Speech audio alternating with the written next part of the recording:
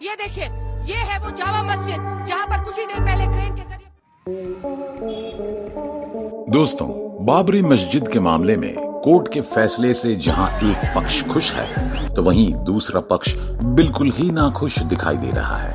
हालांकि बाबरी मस्जिद के बाद ज्ञान व्यापी मस्जिद को लेकर भी हिंदू और मुस्लिम पक्ष आमने सामने आया था, लेकिन क्या अयोध्या के बाबरी मस्जिद की तरह जामा मस्जिद की भी खुदाई होगी? और क्या सच में जामा मस्जिद की सीढ़ियों पर दफन है भगवान श्री कृष्ण की मूर्तियां? दरअसल ये विवाद काफी लंबे समय से चल रहा है और धीरे धीरे इसने सुर्खियां बटोरनी शुरू कर दी हैं। आखिर क्या है इस पूरे मामले की सच्चाई? आइए इस एक्सक्लूसिव वीडियो में जानते हैं। तो बिना समय गंवाए चलिए इस वीडियो को शुरू करते हैं। दोस्तों, आपको बता दें कि साल 2022 यानी पिछले साल ही ज्ञान व्यापी मस्जिद मामले में पूरे देश भर में काफी सुर्खियां बटोरी थी। हिंदू पक्ष का कहना था कि अपने शासनकाल में औरंगजेब ने काशी विश्वनाथ मंदिर का एक हिस्सा तोड़कर ज्ञान व्यापी मस्जिद को बनवाया था। इसके अलावा हिंदू पक्ष ने यह भी दावा ठोका था कि इस मस्जिद के अंदर भगवान की मूर्तियां भी है और उन्हें मस्जिद के अंदर पूजा करने की अनुमति दी जानी चाहिए, क्योंकि वहां पहले मंदिर था, इसलिए वहां पूजा करना उनका अधिकार भी है। खैर, हिंदू पक्ष के इन सभी दावों को मुस्लिम पक्ष ने पूरी तरह से ही नाकार दिया था। वैसे इस प्रकार के मामले काफी सेंसिटिव होते हैं, इसलिए एक तरफ जहां इस मामले में कोर्ट में सुनवाई हो रही थी तो बाहर का माहौल काफी गर्म था।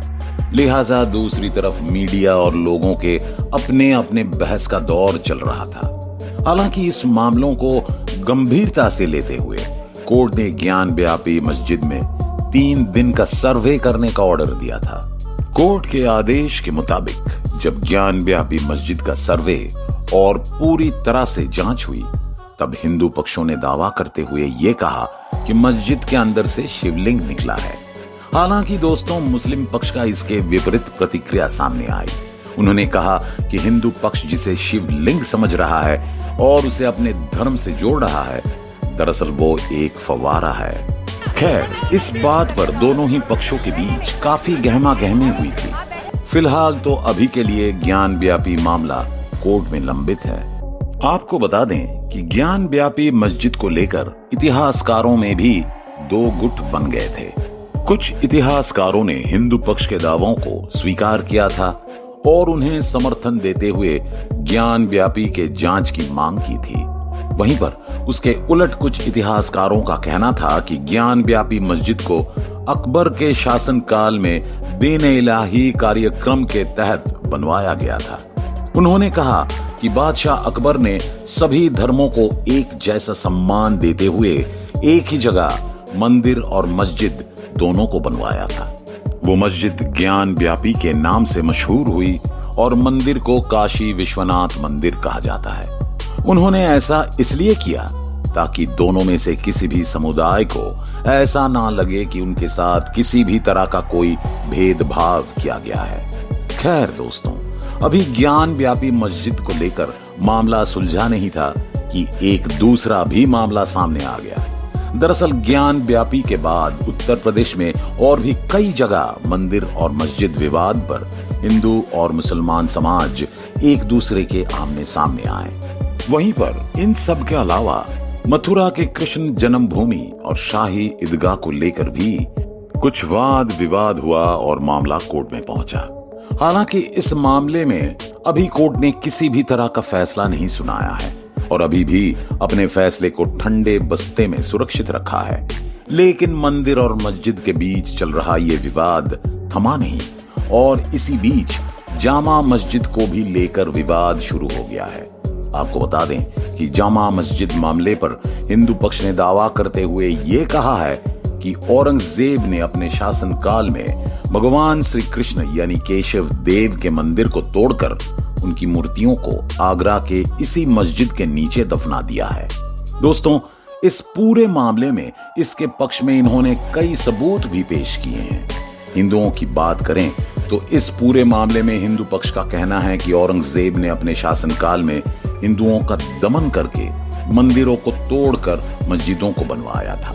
और यही नहीं, आगरा के केशव देव मंदिर को भी औरंगजेब ने ही तोड़वाया था।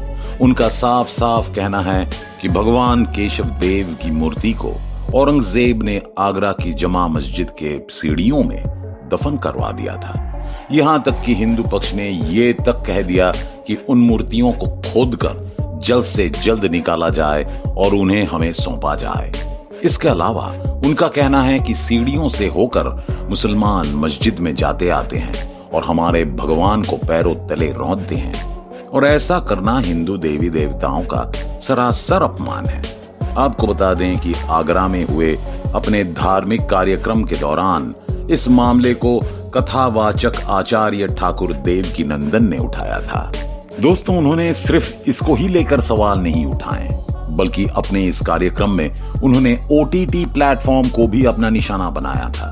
दरअसल उनका कहना था कि OTT पर आने वाले वेब सीरीज हमारे बच्चों को बिगाड़ रही है, समाज में अश्लीलता बढ़ रही है, जो हमारी संस्कृति के खिलाफ है।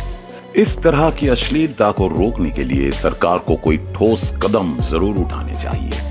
हालांकि जामा मस्जिद पर दिया गया उनका बयान ज्यादा सुर्खियां बटोर कर ले गया।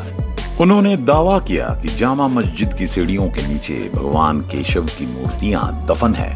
इसका प्रमाण देते हुए उन्होंने औरंगजेब पर लिखी एक किताब माशीरे आलमगीरी का हवाला दिया और कहा कि इस किताब में इस बात का जिक्र मिलता है कि औरंगजेब ने भगवान केशव का मंदिर तुड़वाकर उनकी मूर्तियों को आगरा की जामा मस्जिद में दफन करवाया था।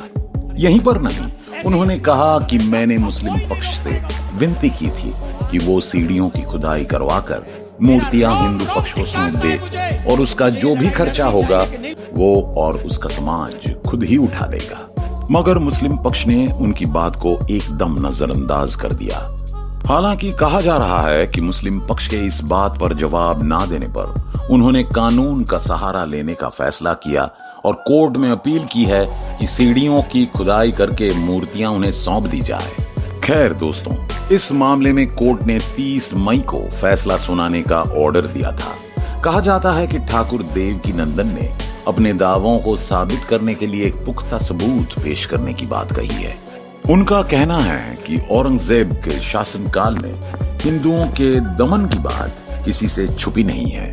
उसने अपनी पूरी सल्तनत में मंदिरों को तोड़कर मस्जिदों को बनवाया था। वो एक कट्टर हिंदू विरोधी था और उसने ही मथुरा के केशव देव का मंदिर 1600 ईस्वी में तोड़वाया था।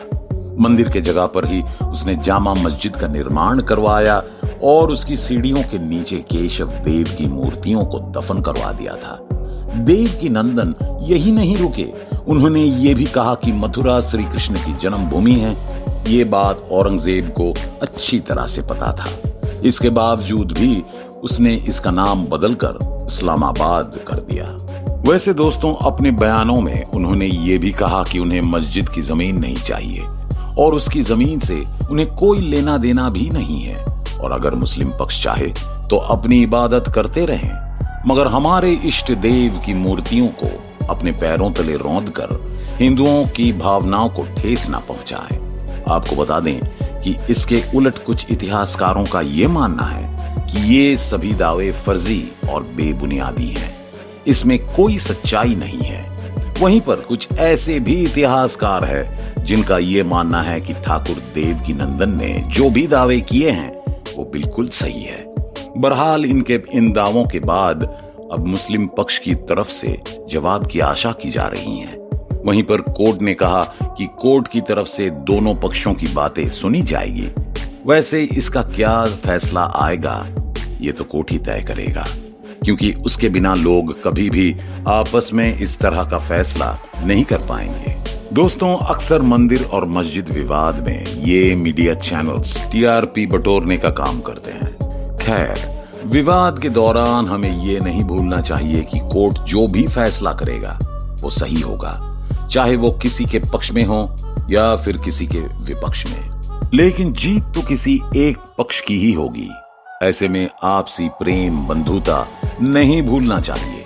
इतिहास के साथ बिना किसी छेड़छाड़ के निष्पक्ष रूप से इस मामले को भी कोर्ट अपना फैसला सुनाएगा।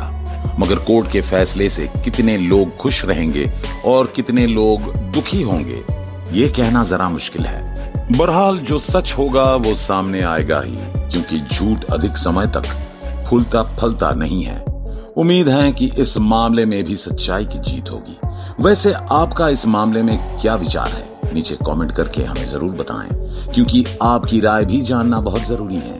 खैर, वीडियो अच्छा लगा हो तो इसे लाइक शेयर करें और इसी तरह के इंफॉर्मेटिव वीडियो देखने के लिए हमारे इस चैनल को सब्सक्राइब जरूर करें। फिलहाल के लिए इस वीडियो में बस इतना ही। मिलते हैं किसी और फैक्चुअल वीडियो के साथ। धन्यवाद।